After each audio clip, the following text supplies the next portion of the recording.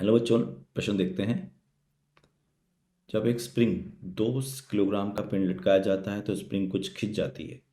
पिंड को थोड़ा और नीचे खींच के छोड़ने पर यह नीचे ऊपर दोलन गति करने लगता है। जब पिंड साम्य से गुजरता है तो इस पर स्प्रिंग द्वारा कितना बल लगता है। तो बच्चों, अगर अपन देखें यहाँ से तो मुख्य अवधारणा जो है प्रश्न की, मुख्य अवधारणा तो ये हो गया स्प्रिंग पिंड निकाय, स्प्रिंग पिंड निकाय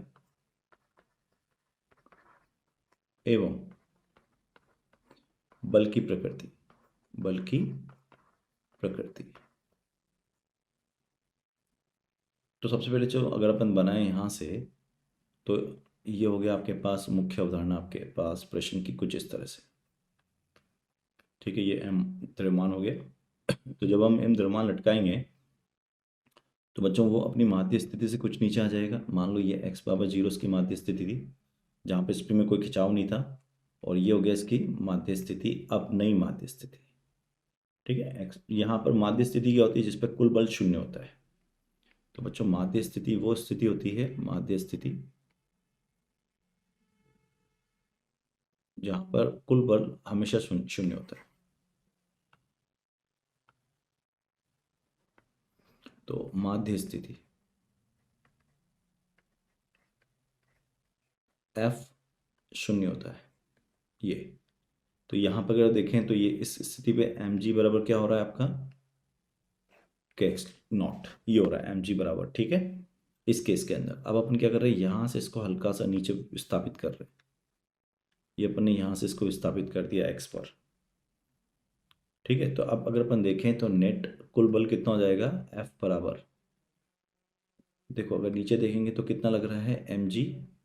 नीचे क्यों लग रहा है mg, ऋणात्मक k, कुल स्प्रिंग में खिंचाव कितना है x धनात्मक x0। तो F बराबर को हम लिख सकते हैं ये, समझ में आया, क्योंकि इससे तो कट जाएगा आपका, क्योंकि हम पहले ही बता चुके हैं कि x0 के x0 जो है mg के बराबर है ये। तो यहाँ से अगर हम कट करें तो ये कट जाएगा आपका, तो बचेगा क्या, mg बराबर ऋणात्मक के x। तो ये अब अपनी माध्य स्थिति हो गई यहाँ पर, ये माध्य स्थिति, नई माध्य स्थिति जहाँ पर कुल बल शून्य है, यह नई माध्य स्थिति जो कि mg बटा के बराबर होगी।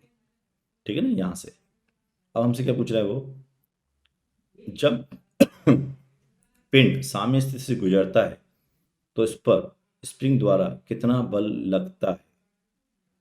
तो बच्चों अगर ये साम्य स्थिति ये हो गई यहाँ पर, ठीक है, अब इसमें स्प्रिंग बल कैसे लगा रही है, ऊपर के एक्स नॉट जिसको मैं बोलूँगा, है ना, और एम जी कैसे लग रहा है, नीचे की ओर। तो स्प्रिंग द्वारा लगाया गया बल, क्योंकि यहाँ पर कुल बल शून्य है, कुल बल शून्य इसका मतलब स्प्रिंग लगा रही है। तो माध्य स्थिति पर क्या है, माध्य स्थिति पर, माध्य स्थिति पर कुल बल शून्य है, कुल बल कितना है, शून्य है। अब बल कौन कौन लगा रहा है बच्चों, अगर देखें तो बल लगा रही है आपका स्प्रिंग और mg का बल, ये दोनों मिला के क्या है, शून्य है। तो स्प्रिंग बल हो गया आपका के एक्स नॉट बराबर ऋणात्मक का mg। तो परिमाण में अगर देखें तो बल किसके बराबर है, mg के बराबर है, और m कितना है अगर देखें प्रश्न में 2 किलोग्राम। तो 2 किलोग्राम गुणा g 9.8, तो ये हो गया आपके पास 19.6 न्यूटन। तो यही आपका अंतिम उत्तर होगा। मैं आशा करता हूँ समझ में आया हो। धन्यवाद।